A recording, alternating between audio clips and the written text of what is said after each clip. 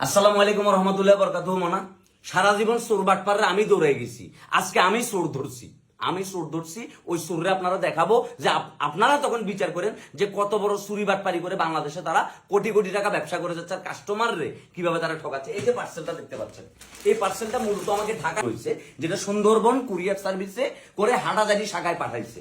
ঠিক আছে, এই পার্সেল পুরাটাই হচ্ছে কি রেপিং পেপার দিয়ে পার্সেলটা মোড়ানো ছিল। আমি ফোন করে বললাম যে ভাই পার্সেলটার এই অবস্থা কেন, এটা চ্যাপটা খোলা বিটা হয়ে গেছে কেন?